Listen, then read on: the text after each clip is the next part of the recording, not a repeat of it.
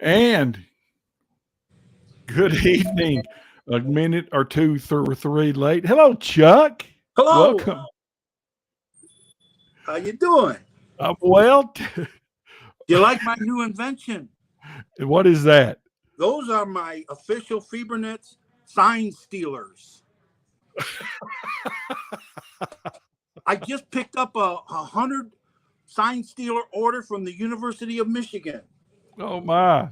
I figured I'd have all Division One taken over by maybe by the end of the year. Oh my gosh! What a bunch of stuff. But hey, welcome. It's Tuesday night. Can you believe it's the 24th of October on the David and Chuck Show? We got a lot of things we're going to talk about tonight. We're going to talk about Tuscola and West Henderson. A lot on the line for the Mountaineers. A ton on the line for the Mountaineers. We're going to talk Major League Baseball. What a two league championship series so far. Both of them in up 7 games, and big win last night for the Rangers. Going to talk a little bit of college football. We're going to get into a lot of that on Thursday. But I will tell you that we're going to talk horror movies. It's Halloween. We're going to talk horror movies, and I've got my list. And as I've told folks, my list is better than yours. I'm not talking about you specifically, Chuck. I'm talking about all of y'all, everybody watching and listening. My list is better than yours. And if you're listening to us, please in the comment section tell Chuck and I what your top 2 or 3 horror movies of all time are.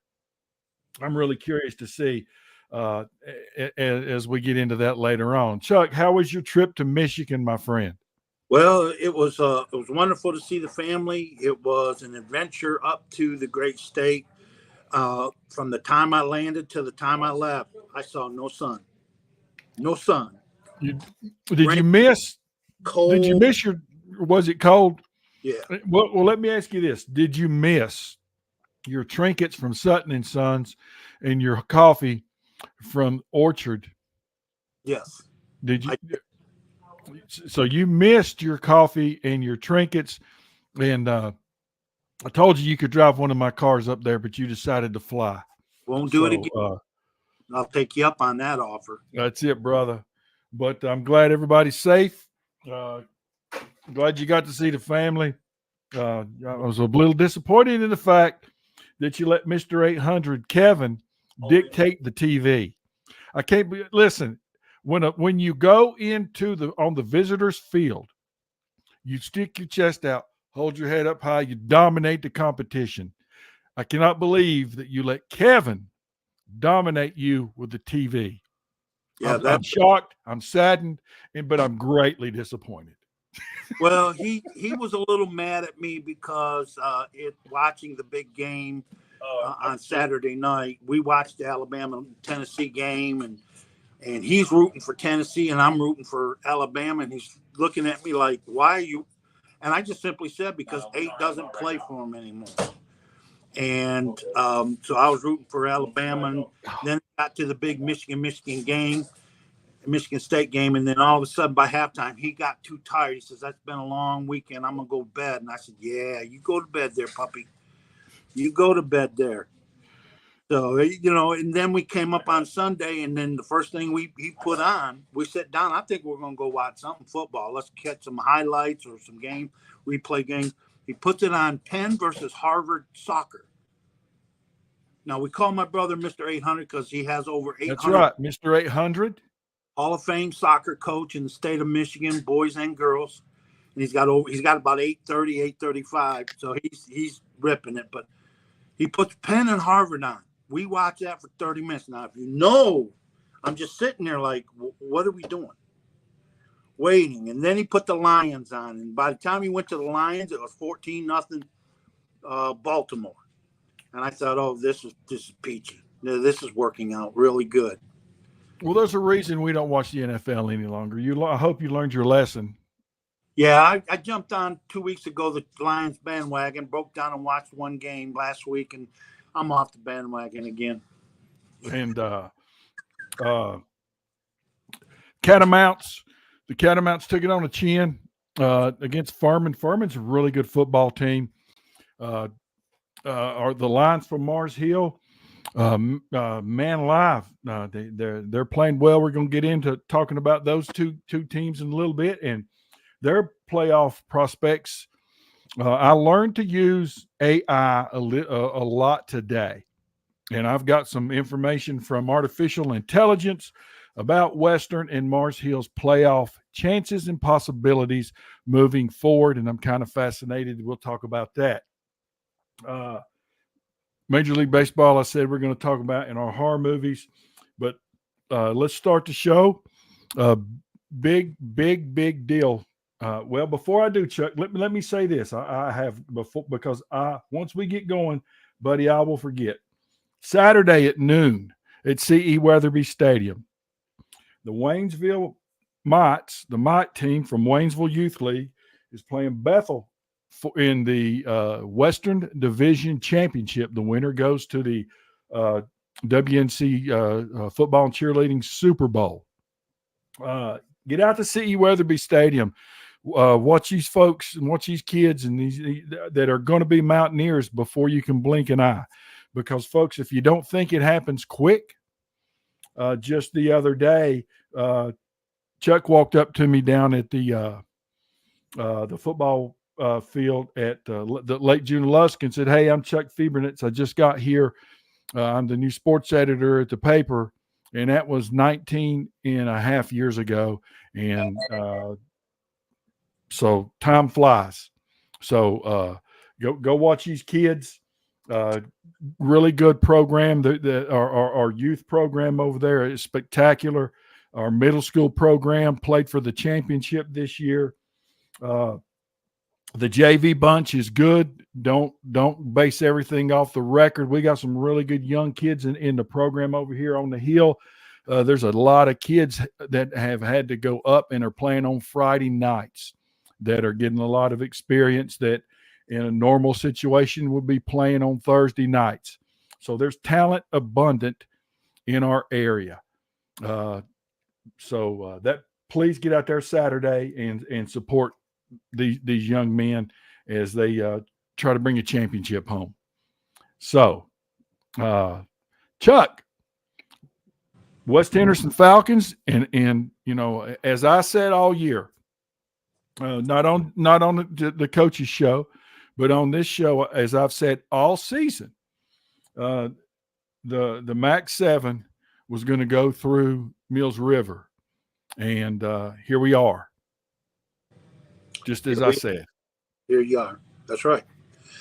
West Henderson Falcons has had a very impressive football season. And I started looking at numbers because I'll get into the players in a minute. But, you know, the fact remains is that they're 9-0 and trying to go for 10-0 for the second time, you know, consecutive year. But their offense is averaging 43.9 points a game. In high school, that is very impressive. Their defense is giving up 8.5, 8.6 points a game, which means their margin of victory is 34.2 points a game. They have routed most everybody. They've had one game which, you know, in every undefeated season, you win a game that either you're not supposed to or you weren't on your A game. And that was on the road at Smoky Mountain where they won 28-13. That's a fact. That is below the margin of victory average that they've had all season long. And I said this, and I think you got a few West Henderson fans. And my friends. Absolutely, my friends. And these people are West Henderson fans. Let me state this clearly. You are who you are. And coming in this game, you're the most dominant football team. What Smoky did not get beat by 34 points. They got beat by 15 points. So that gave hope to anybody that, you know, because I remember way back in 1969, Bo Schembechler said there is nobody that's unbeatable.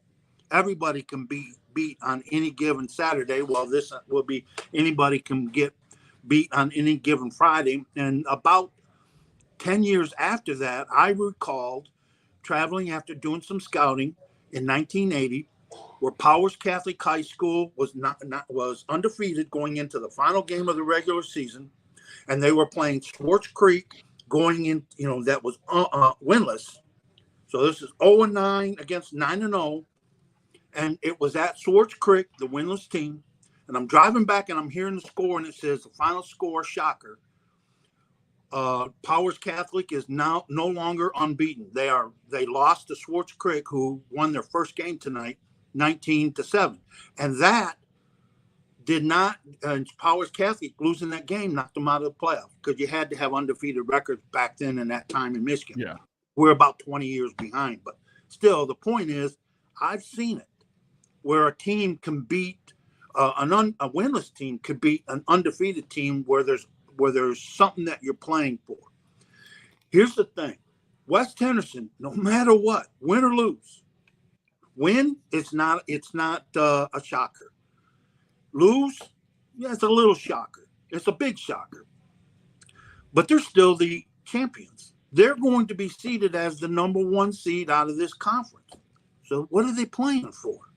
Playing to beat a rival? Well, I mean, West Henderson, I guess being Jonathan, having coached there and went to Tuscola, that makes it put some juice into the game. But the bottom line is West Henderson's a dominant program. They're really good. You're looking for them to win by at least 4 to 5 touchdowns. I mean, tell me I'm wrong. I think you're wrong. I hope you're wrong. But I will say this. Right. I know no better, and this is not the X's and O's and the scores for me. I know no better person than Coach Paul Whitaker. Just a really good guy, a pleasure to be around. We played in a couple of golf tournaments together. Really good golfer. Heck of a fisherman, and he has proven to the world he's a heck of a football coach, and really looking forward to seeing it, because the thing to me is, from knowing just the things and the people that I know, with Jonathan and Whit, they like each other. Now they want to beat each other. You know what I mean? They want to beat each other badly, and but man, they're going to shake hands. They're going to hug. They're going to tell each other they love each other and move on. But for 48 minutes, man, let's do this. The scores, I don't know. I will, privately, you and I have had very detailed discussions about the season here in Waynesville. And privately, and there's certain things I just don't feel like it's my place to say, because you know what I mean. I just not right. It's not publicly to say. I think it's going to be a really good football game. Right. And let me. But now, go ahead. The key for me is can the Mountaineers keep that running back from breaking and making big runs multiple times? They, if he gets one or so, you're still there. But can you keep it from multiple times? David. Go ahead.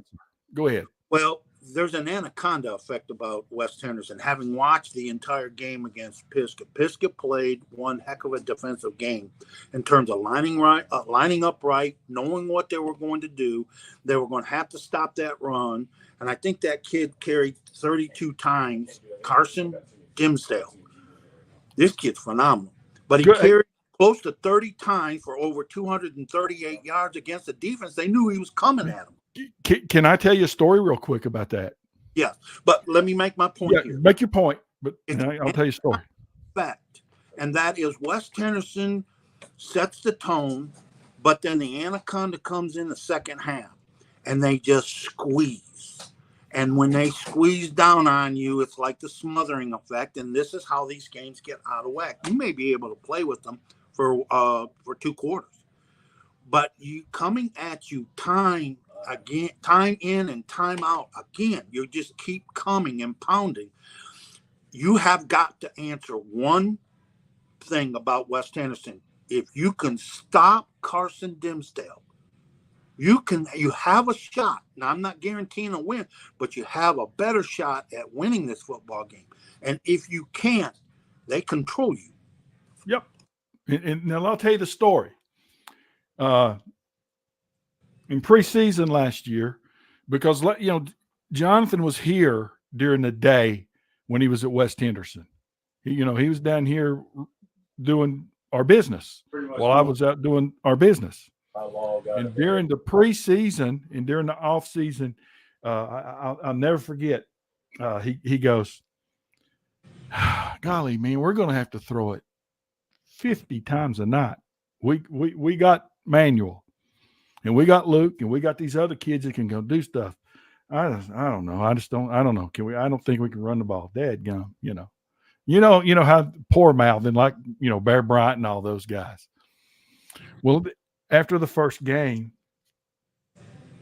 the game's over, and he and Tosh are getting ready to leave, and Coach Matthews and I and Janet are walking out, and I said, "What do you mean you can't run it?" And he just looked at me and goes, "He's good," and he said he's a great kid. And we're going to get him in. We want to scheme him up and get him, in some seams, because he's a really good track guy. But anyway, it's fun to compete against people that, sometimes it's more fun to compete against people that you like and you care about than it is those that you just want to punch in the face all the time. Right. Because you want to beat your rival badly, but golly, you want to beat your buddy. Right. You want to beat your buddy, because when you're out on the golf course this summer, when Whit and John and if I go or whatever, and we're out on the golf course, you're not going to talk a ton about it, but every once in a while, you can at least look and smile, and that but it's healthy to want to beat your friends, and it's really good to compete against them. And I'm looking forward to it. And there's so much on the line for Tuscola. Right. As talking about this is that who knows West Henderson better outside the inner circle of West Henderson? It's Jonathan. He knows the personnel. He knows what their weaknesses are. He knows their strengths. But all he can do is put his players in a position. He will devise a game plan that will best suit Tuscola. And, a lot of high school coaches watch film and they just watch the tendencies and they look, but they don't go over and over and over trying to get inside the head of the head coach and the play callers to know what they think and how they think about their players. Jonathan goes beyond that steps. That's what I meant when I said he's on a different planet than most high school football coaches. His language, his terminology, his work ethic, he's different. Come 9:30 Saturday morning, he's out, they're breaking it down, and they're there for a long time. They're putting it together. So if he didn't know West Henderson, he would know enough to put his team in position, but he knows how Paul and the defensive coordinator, veer and shoot, and their other personnel. He knows about their tendencies and how they think and what they're planning to do. And he knows how they watch and listen, watch film and everything. Those are advantages to Jonathan. That could keep Tuscola in a game. Well, also, Whit, Whit's not going to be surprised by anything that Rat or Jonathan does. He's not. Again, they spent a ton of time together the last, up until April of this year. Right. They were together. Because there were times where I would really get mad at Jonathan and say, "Man, I got a business to run." He said, "Hey, I have to go." And he would leave here at 10 o'clock in the morning, and they would go and just break down film and work and work and work and work. And they spent a lot of time in the film room together, a lot of time fellowshipping, a lot, so they know each other. I don't think it's advantage Jonathan more so than it is for Paul.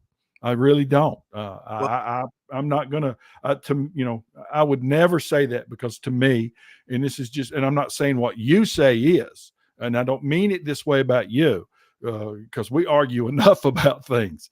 But I respect Paul as a coach and as a person enough to know he's gonna be ready. This means a hell of a lot to him, Right. and his kids, and again, they want to beat the teeth out of our guys, and it'll be fun, and looking forward to it. Need a full crowd, because the one thing that it's senior night, and we don't know what's going to happen on Saturday, or is it Sunday? When do they announce? Is it Saturday or Sunday? And as always, they say by 12 o'clock Saturday, we will have noon Saturday, we'll have the brackets. And then they send delays. And then typically on Saturday, 4 or 5 o'clock, they come with the second and final version, or the third final version. Yeah. So I would expect that it is because you have to read, if there's any ties in seeding, that you're going to have to read the power rankings. But I will say this, is that both teams, both teams' coaches will get their players to give their best shot. Yeah. You're going to have to be out of your comfort zone as a coach in this football game. I know Paul Whitaker's been there, but I know Jonathan. He loves to be out of his comfort zone and on the spot doing some changes and everything. And we heard about the changes last week against Smoky Mountain. So the bottom line is that it is, in my mind, that here comes a team that has, on average, won by a margin of 34, call it 35 points a game. That they have scored 44 points on average a game and giving up just a little over 8. This is a dominant football team. But I watched that young lad in the backfield a full game against Pisgah, who was ready, who was prepared to play West Henderson. They weren't looking ahead to Tuscola. They were focused on one of the top, if not the top team in Western North Carolina. And they got smacked around. And I don't know how many times, I'll go back and watch it because I saved it, how many broken tackles and yards after contact Carson Dimsdale got. This kid was breaking tackles left and right. You have got to get a hold of him and be sticky glue and hope for help. So the bottom line is that I think heavy favorites coming in on the road. And if you're they obviously are a superior team. And does Tuscola have a chance? Yes. But the odds, or what is that prime factor that they have on ESPN? They're like, I don't know. It'll be, I got a text and got taken away. They're going to be a heavy favorite, and they're going to be a heavy favorite to win this football game. And don't be surprised going in, you're down 3 and 4 touchdowns. Well, let's just see what the heck happens. So, hey, Phil, I see you, buddy. I see all your stuff. Chuck, you went away, brother. What happened to you? So, we've had technical difficulties down there from Winston-Salem. Chuck's probably made somebody mad, and they cut his internet. So, anyway, while he's getting back up, Phil, I see you, buddy. And, yeah, I agree.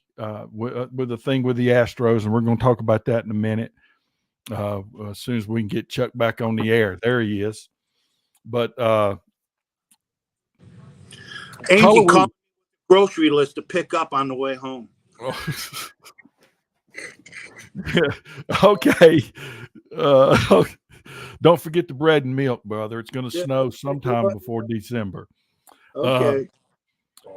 The Catamounts took on the Paladins in a as big a game it's been played in this program. probably since the championship game of 1983. Massive game, good crowd. A little disappointed for myself that it wasn't a complete sellout, but I did find out that all the students weren't on campus.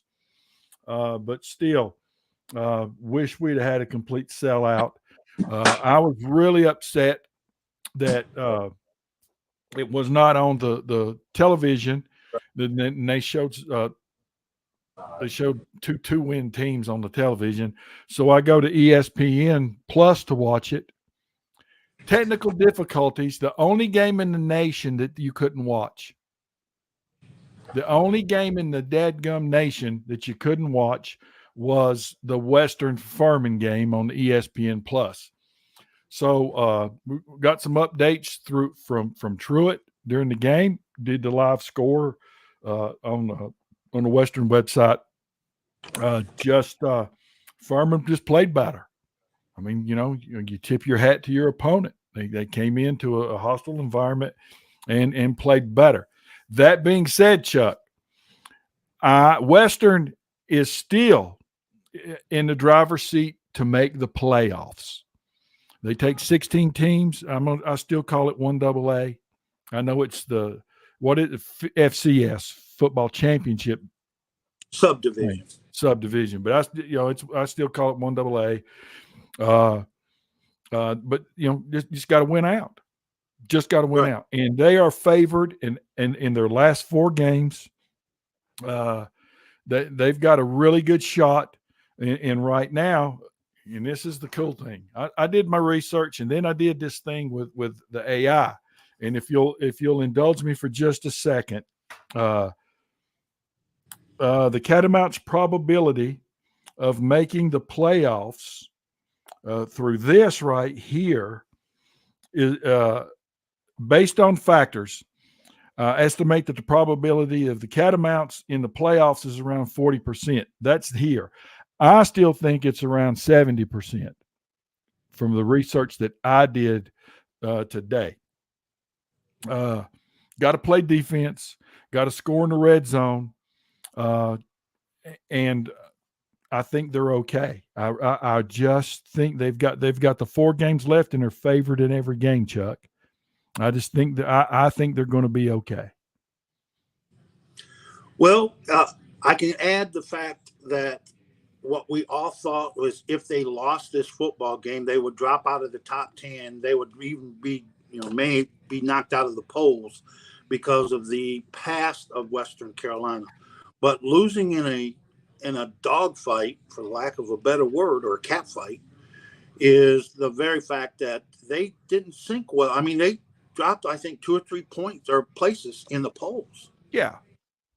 And that tells me, holy cow, they think enough of them, because they did lose to a D1 school in Arkansas. But this is their first loss, and it's to a 4th ranked team in the polls, in the D1AA polls. Mm-hmm. So they have a shot if they win out. I mean, if they win out, they'll be in the postseason. Well, yeah, and while you're talking, keep talking, buddy. I just want to make sure I bring up where they are as we keep talking about it, because they got a big game Saturday. Hey, they're at home again. They play Mercer. Mercer's a good football team. I think Western's better. Then they play a horrible Wofford team, a horrible ETSU team, and a below average VMI team. So take care of your business Saturday, and I think they're in. And I think their probability would be above 80% if they win Saturday, probably even more than that. I just think now your thoughts might be different, and I know what this thing right here is telling, but I just feel really good about where they're at because, Chuck, offensively, they're averaging 47.5 points a game. They're wide open on the offensive side. Yeah, now they're giving up 35 a game. They've been that way all season long. They have defensive issues, so they're planning on when they come in. It's no surprise they're going to outscore you. So, and the only thing that I worry about is it goes back to kind of like the Mountaineers this year. getting off the field on third down has been an issue for the Catamounts. Right. And the same thing for the Mountaineers. The Mountaineers have improved in that area, and it's such a fine line doing this thing because you know what your eyes see, but there's certain I just sometimes the best thing is just for me to be quiet about those things. But anyway, I think Western has a really good shot to get in the playoffs. Now they're not going to get a first round bye. As long as Furman wins, Furman's going to be one of the top 4. They'll get a first round bye, which means that there's a possibility that Western could play at home in the first round. Right. Now, they won't play home after that unless massive upsets happen. But there's a possibility they could even host that first round game. That's why I was so disappointed in the fact that it was only 78% full, according to the stuff that I saw Saturday. School was out. They were on a break. And I'm not making an excuse. I'm just telling you the facts. School was out, and they were coming off of a bye. So coming off of the bye, first of all, they were flat. To me, that was flat. Nothing was the same all year. Nobody was on campus. They were off on a bye, so they took maybe half a week off during that bye week, and then they got running around and got people healed up, and then hopefully Western then that week that they prepared for Furman, no students. But here's the thing: in the first series, they lost Desmond Reed, that top running back, huge top running back. Yeah, they lost him. So when you lose your big dog, or big cat in this case, and he goes down early in the game in the first series in possession, you've had no students on campus; they're on break. And so people came, and so to have 78% or 50% or 60% in the stands for a big game, that you got to play with that. You got to figure a way how to manage yourself out of that. But everything's back to normal, and you would think that they'll come out smoking and bringing up the scoreboard and giving up a lot of points again. Big, yeah, because this is massive Saturday. This is a bigger game now than the Furman game. And it goes back to the thing again. I go back with like Tuscola. Tuscola's literally had to play a playoff game every game since the loss to North, I guess. Every game has been a playoff game. The East game, the Pisgah game, the Smoky game. And it's the same thing with Western. Every game from here on out is not, it says regular season, but buddy, if you want to go, this is a playoff game. So, and it's great to say that in Cullowhee that these things matter as we're getting ready to go into November, because there's been many a year where you and I sat our butt over there and we're going, what the heck is going on here? And we were not shy about it. Probably should have been a little more shy, but we were not shy about it. And folks, if you want to watch Chuck laugh, and I'm not going to mention the name, but we're at practice one day, years and years and years ago. I think Jonathan at that point was either in New England or Washington. And we're out there watching Western practice. And they had this quarterback that if he wasn't 325 bills, he wasn't a pound. And it was scorching hot over there. And they had remember they had the ice tub set up. And the second that practice was over, the big left-handed quarterback, remember, I know you, and he barely struggled over there, and he literally dove in this thing. All the water came out, all the ice came out, and we just sit there and watch this kid for like 15 minutes. It was hilarious, and that's kind of where they were. They had kids that gave their heart and soul to the Catamounts, but they struggled a little bit. And that big old kid, though, that was funny. I don't know yes, you remember that. I know you do that day. I asked the kid, he was walking by, and I said, so what position on the line do you play? Knowing full well he was quarterback. Yeah. What position on the line? And a couple of his teammates started just falling off, laughing and everything. He said, I'm a quarterback. And I said, oh, okay. He was bigger than me. He was bigger than of us, and I we were was a heavy. big old, and I was a big old dude at that time. So anyway, get Ooh. out there Saturday, get out there and support the Catamounts, because this game, the meaning of this game is bigger than what just happened against Furman. Go support this program, support these kids, support these coaches, support this university. And I'll say this to the people out there. I get it. Nobody it's not anybody's place to tell you who to go and what to do, but there are kids here that can play for you. Hey, let me ask this question, David. You said it earlier. I didn't catch the time. The Mites Yeah. are playing Mites at Weatherby at what time? Noon. What Noon. time? The what? The Western game. Chuck, let me go back and look real quick, because I had advanced over to Mars Hill. Hold on, and I'll tell you. Just give me 1 second, because that's a great question. Hopefully, the Mites will play about an hour and 15 minutes, and that game will be over with, and then you can ride down to Western and watch a great football team. It's a great environment. It's a great place to watch a football game. Where else are you going to see Division I football 20 minutes from your house? Right. Kickoff time is at 2:30 p.m. So by the time you have 20, you can make that game. Yes. You could see back a doubleheader. Go watch the Mites play at 12. Waynesville Mites play the Bethel Mites in the Western Division Championship. Down to Western and watch the Catamounts play. And that's a great Saturday afternoon, enjoying the fall festivities and the leaves changing, and eat out someplace. That could be a good Saturday afternoon extravaganza for the family. It most certainly is. And now, before we go in and start talking about Major League Baseball and all that good stuff, I want to talk a little bit about on the other side of the mountain. 6-1, 5-1 in the conference. The Mars Hill University Lions. Now, people that know us know that that Mike and I, Coach Matthews and I, spent. Good Lord, we spent over a decade out there at Mars Hill. We went to we traveled to Missouri. We've been everywhere, done everything, and they treat Mike and I like we're part of the program. We never they told us, you don't ask, you just do. We were in the locker room, we were in the coaches meetings, we were on the sidelines, we were in the coaches booth, and they absolutely are phenomenal.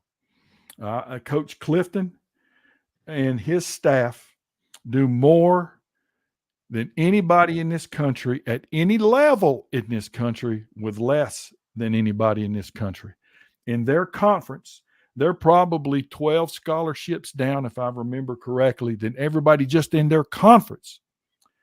And they're fixing to win the thing again. Coach Clifton has been there 30 years. Can you believe that? He's been there 30 years. He and his staff, Coach Burnett, Coach Surratt, Coach Pfeiffer, these guys are just they're who you want to be. Right. A great ball game last Saturday. They played at Carson Newman. A back and forth affair. They were down 17-14 with a minute and something to go, and drove 94 yards to win the football game. They're first place in the conference. They're playing Virginia Wise Saturday, and that's kickoff at 1:00. And if you're on the other side of the mountain over here off of 209 and you're in Madison County or close by, and you're not going to be in C.E. Weatherby, and you're not going to Cullowhee, get your tail over to Mears Stadium and see these guys play. It is great football, but now when I say this, people are going to say, well, that's hyperbole. The best group of coaches as human beings and coaches that I have ever had the honor and privilege of meeting at any level. And I've been blessed because of my son to meet people from termites through the NFL and everything in between. That's how highly I think of them. I mean, they're phenomenal. And if your kid plays there or your kid is thinking about playing there, you're pretty damn lucky. That's how good these people are in what they do. And their probability of making the playoffs, they never get a lot of respect in the rankings, Chuck, in the D2 rankings. Now, the number one ranked team in D2 is who? Grand Valley State. My friend, my teammate at Alma College is at Ferris State, and they lost to Grand Valley State 2 weeks ago, so it dropped them from 1 to 4. But they'll still meet again. Yeah. Yes. Ferris State is the back-to-back Division II national champion. Yep. They're trying to go for the third, but they have 2 losses in the fact that they lost to Montana. They went out and played 1AA Montana at their place and lost the game. I think it was 17-14. And then they lost to Grand Valley State. And it's like anything else, is that they were expected to win, but they went on the road and they didn't play their best. And Grand Valley played their best, and their rivals. Yeah. Boom, they lost. But they're both going to be in the D2 playoffs. Yes. Yes. Mars Hill, on the other hand, even though they're 6-1, they don't get a lot of respect. And the national rankings are kind of like the AP poll and all that. It doesn't mean a heck of a lot right now, because the way that they do it in D2 is you've got regions, and you're in a different. In Mars Hill, in the South Atlantic Conference, is in the Super 2 region. Now those rankings have not come out yet, but and this is the artificial intelligence that's saying that the teams are selected by National Ranking Committee based on criteria such as record, strength of schedule, head-to-head. Playing in the South Atlantic Conference helps Mars Hill, but the Super Region rankings have not been released. But based upon their current record and their remaining schedule, Mars Hill has a chance to be in the top 7 in the Super Region, which will qualify them for the playoffs. Mars Hill needs to win the remaining 4 games. They're playing Carson Newman. They played Carson Newman. They won. So they end up again. They play Virginia Wise Saturday. They should be a favorite. Tusculum, they should be a favorite. And Newberry every year is a dogfight with them. Mars Hill and Newberry play great football games, and I'm glad they're playing in Mars Hill this year. 2 really good programs. Their probability, according to this artificial intelligence thing, is about 65% to make the playoffs. A lot of great football in this part of the state. High school football is better in the last few years than I can remember it in a long time overall. The Mountain 7 Conference is definitely better than it's been in a long while overall. Western Carolina, what are you going to say? Right. Where were they 4 years ago?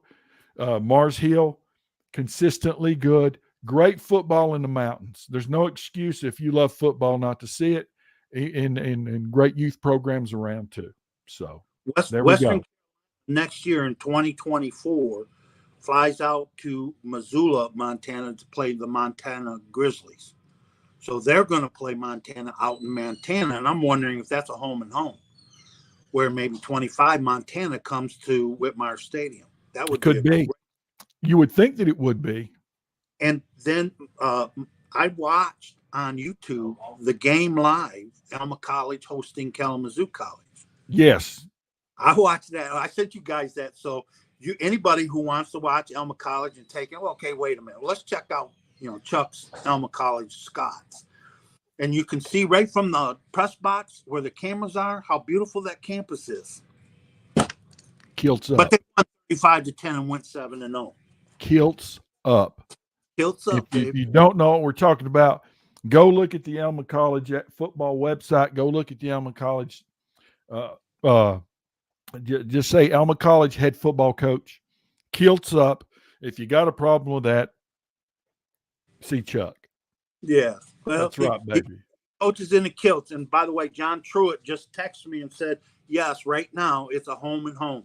So next year in 2025 or in 2025, Montana, one of the top Division I AA programs in the country, will be playing at Whitmire Stadium. So right now it's a home. That's awesome.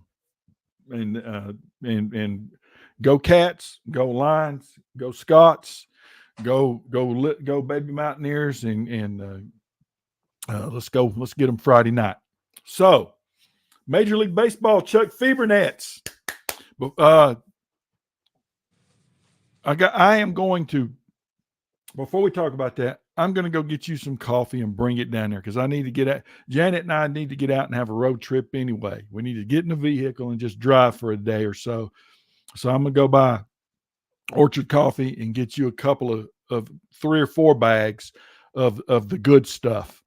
And then I've got that. I'm going up here and seeing Ryan and our buddies at Sutton and Sons, and they still have that NFL helmet thing from 1968 or 9, or maybe right after the merger, 1970.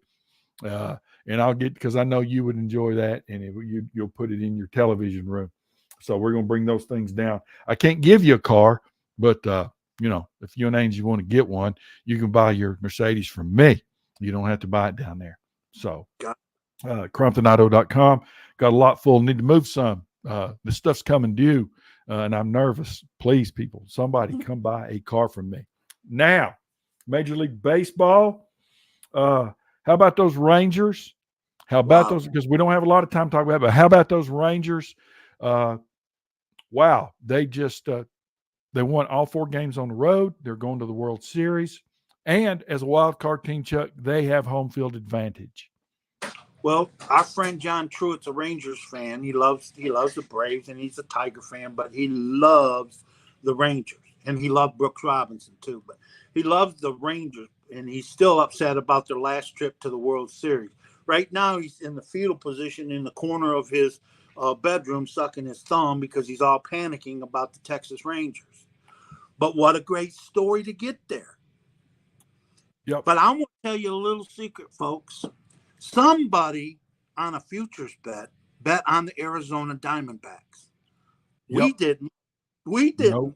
Nope. But they were such a long shot that if they were to put $150 on that team to win the National League pennant, if they win tonight, that person collects $17,700 off of that 150. That's how big. Well, I told you. You never listened to me. That's a lie. No, we were all in, and we made good bets.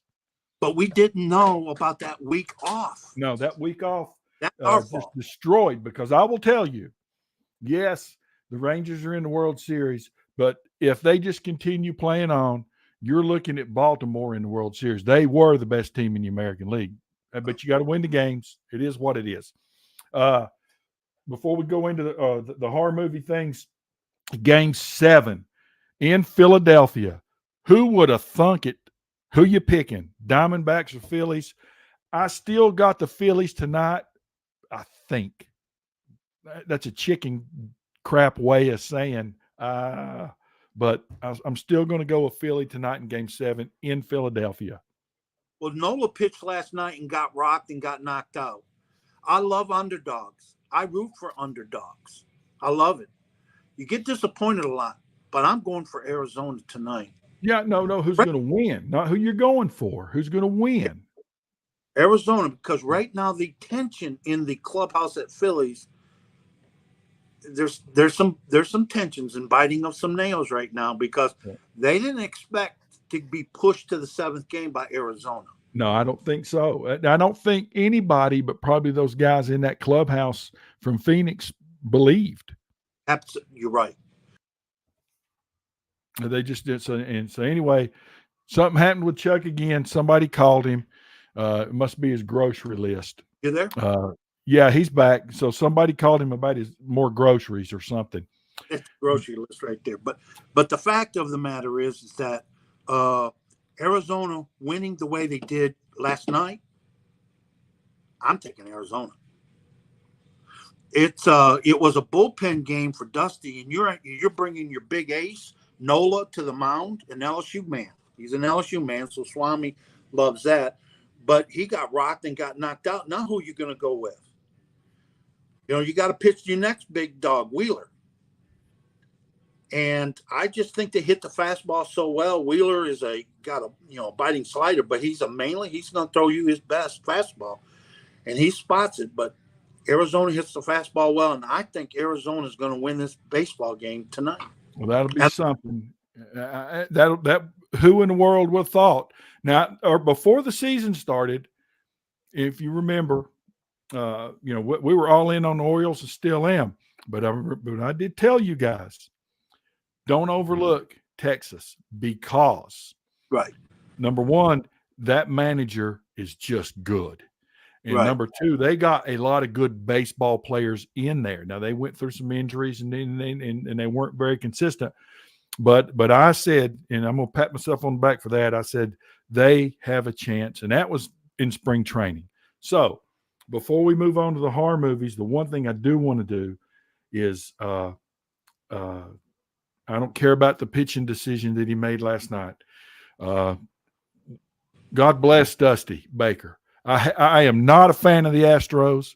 I know what they did in 2017. I know what they did in 2019, and they disgraced the game, and they dishonored the game. But what Dusty has done as a young pup going in and being mentored by one of my heroes, not just baseball players, but one of my personal heroes, Mr. Hank Aaron, and Dusty is everything that you want to be. I mean, he honored every day. Every day he put that uniform on. He honored that uniform. He honored Hank Aaron every single day. Right. And I get emotional about it because it's hard to find really good people like that. He's the ultimate cool, but golly, he's a good man. He's a great baseball man. I can't stand the Astros, but I thank God that he got his ring last year because for Dusty, and I can't wait to see him go in the Hall of Fame where he deserves to be now. And I don't have anything else to add to that, so I agree with you 100%. So we move on. Well, and let me say this. Speaking of the Hall of Fame, I'm really hoping that Jim Leland and Lou Piniella get in the Hall of Fame this year because they are on that final list. Baseball men. I'm sort of lost and been disenchanted by the process of the Hall of Fame and the voting and, the politicizing of it. And so I hope so too. I'll just say that. Yeah. I don't think that'll happen, but I hope so. I think Leland, Dusty, and Piniella are well-deserving to be in there. And I'm going to go down in the bottom of the dugout and get me a heater. I'm going to get me a heater. Is that not one of the best stories ever? Yeah. Okay. Yeah. Don't mess with Leland when he's down in the tunnel smoking his cigarette. Yeah. You will see the wrath of that man. He's tugging on that heater, baby. So, all right. Horror movies, because it's Halloween. Folks, I know you guys are watching us, and I'm disappointed that you haven't gone in the comments, anybody but John Taylor, to tell us about your movies. Before you tell me your list. I've got my top 5. Okay. But really, I only care about the top 3. Let me take 1 minute to explain myself. I've been known as a big man, strong, speaks his opinion. Nothing scares me. I'm from Flint, Michigan.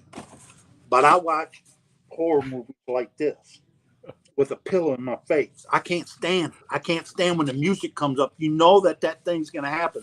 And then when it doesn't do that stuff, I'm not going to have a heart attack. So I jumped to my favorite horror movies is Hotel Transylvania 1, Hotel Transylvania 2, Hotel Transylvania 3. They're cartoons. They're movies. They're Okay. Yeah. All right, because I'm going, man, I got to figure out what these things are because I don't have a clue. Well, I'm married too, and if I tell you that Halloween 1 and 2 and Jamie Lee Curtis is the reason why, I'd get myself in trouble. So Okay. I'm going animation as my favorite hotel. Halloween movies. No, that's where. All right, here's mine. And number one, yes, Jamie Lee Curtis is in them. Okay. But you know, Yeah. it is what it is. But Halloween, the original Halloween from 1978, Halloween 1. With Jamie Lee Curtis. Jamie Lee. Yep. Okay. Halloween 2. She was in that too. Yes. And I saw a T-shirt yesterday. I sent it in the group text where we were talking, and I'm going to get this T-shirt from that asylum. It says, "We never knew Michael could drive." Yeah. Well, It's got a picture of the station wagon. But those are two brilliant. They were low budget. The way they had to film them, they didn't have a ton of money, but they're great movies. They did a great job with them. And this stuff in Stephen that works for me. One of my mechanic, he likes the Halloween movies, but the remakes from Rob Zombie, and I threw him out today. It like 5 after 5. I ran him out of the building. So get out of here. You make me sick. I'll have to hit you later. I don't have time to beat you up right now.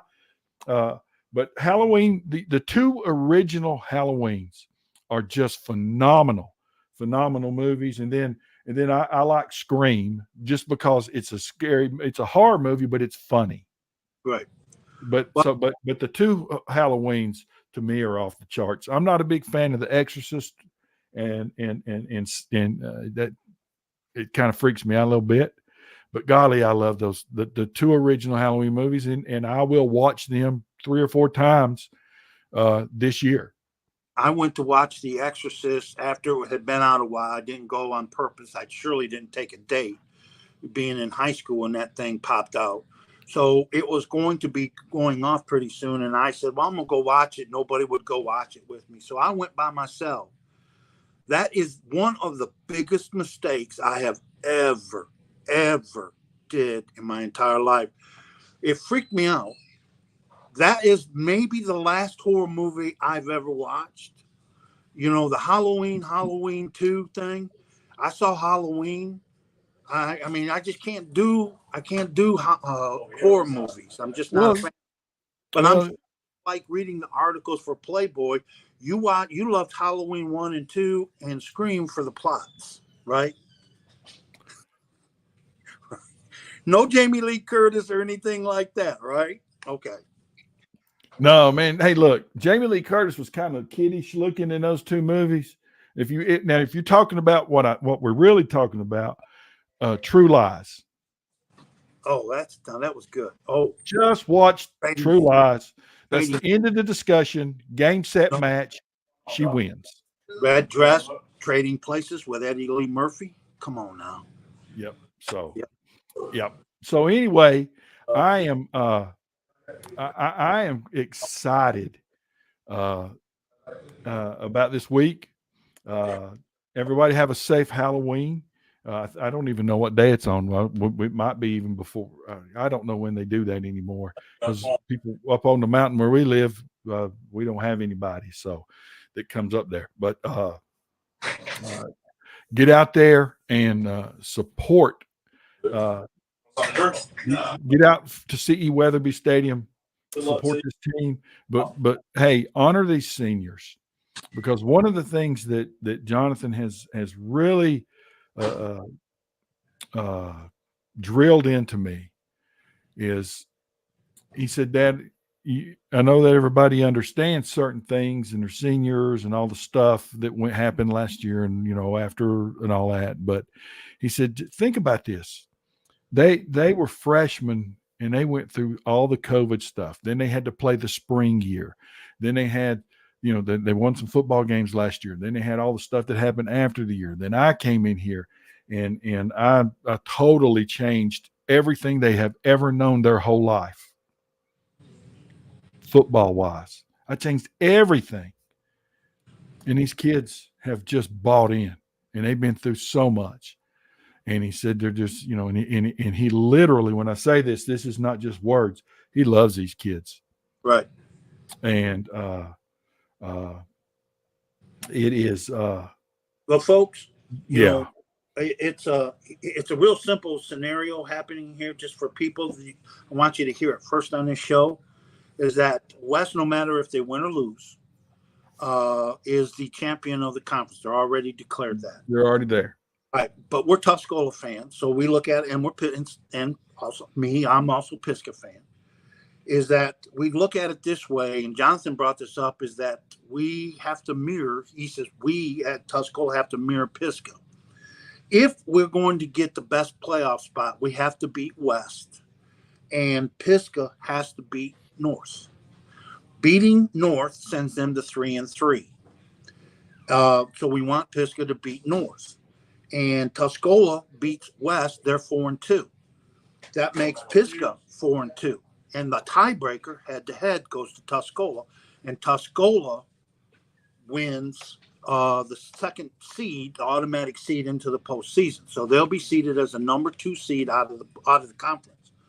Pisgah will be 3 out of there, and North will be 4. Now, if Tuscola loses and Pisgah loses, they're both 3-3 in the conference, and that makes Tuscola, because of head-to-head tiebreaker, they win the tiebreaker by being the number 3 seed.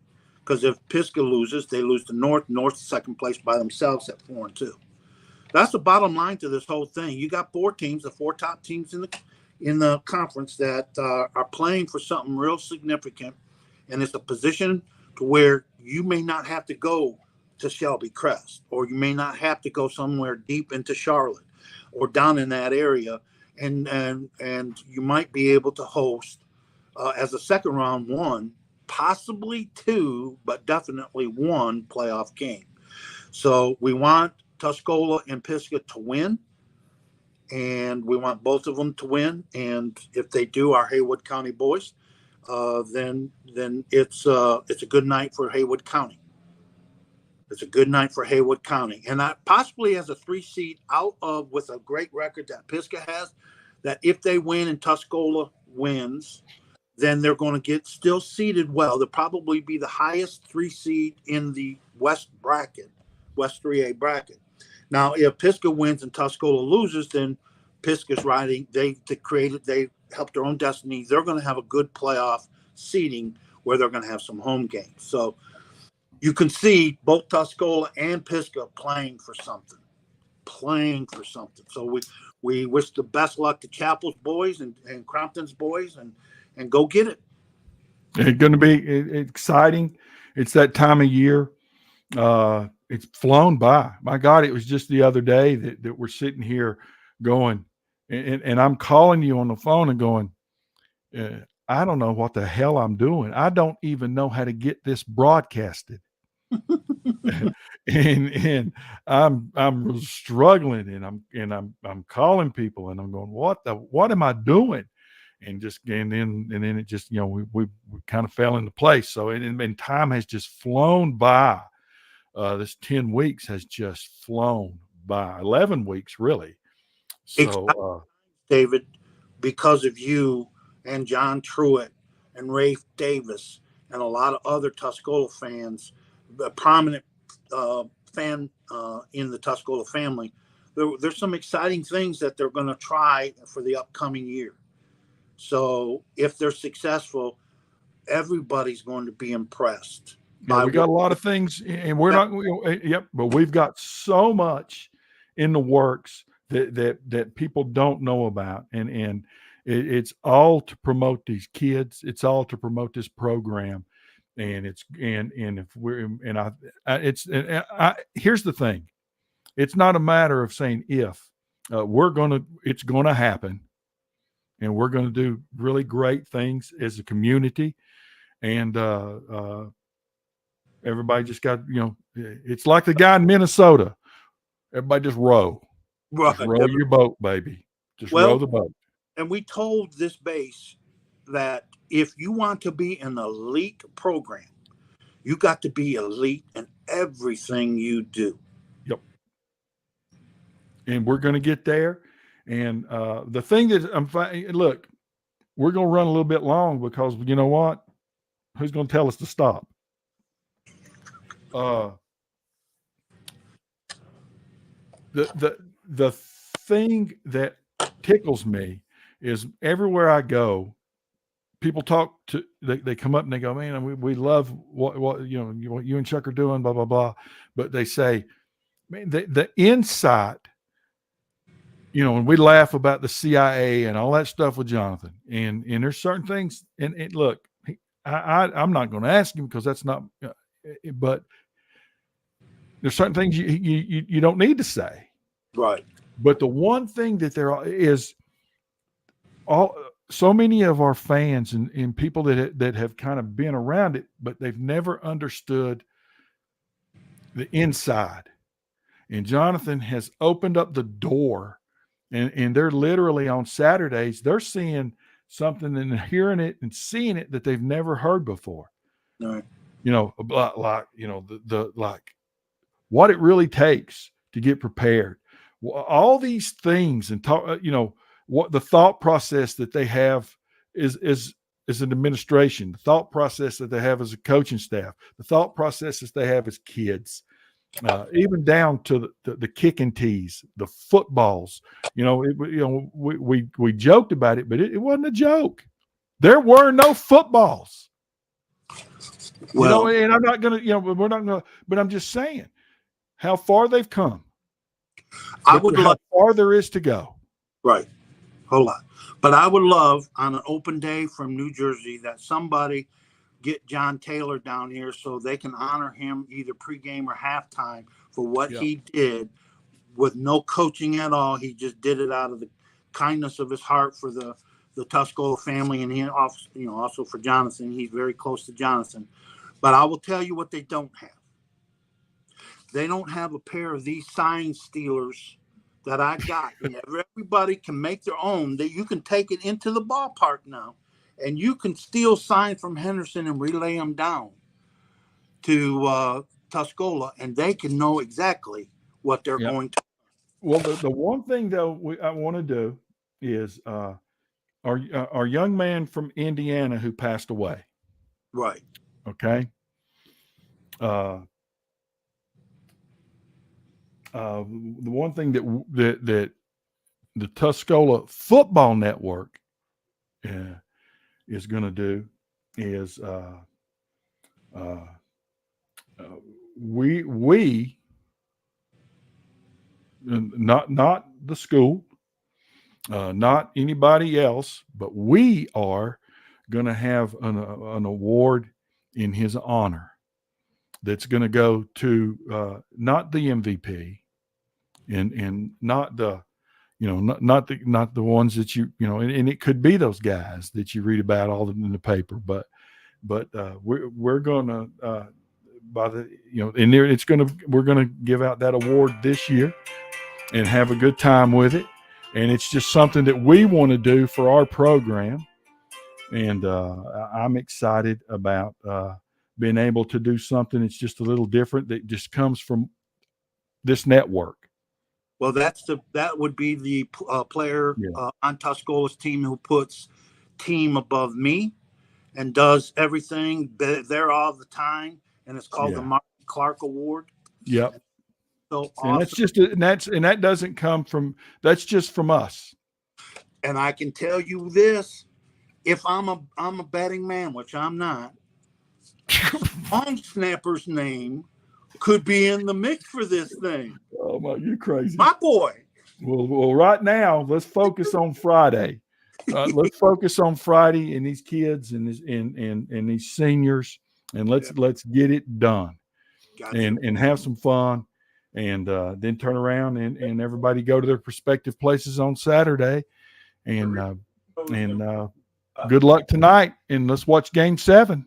Well, congratulations to the Football Network, Tuscola Football Network, and the Crompton family for coming up with the Marty Clark Award.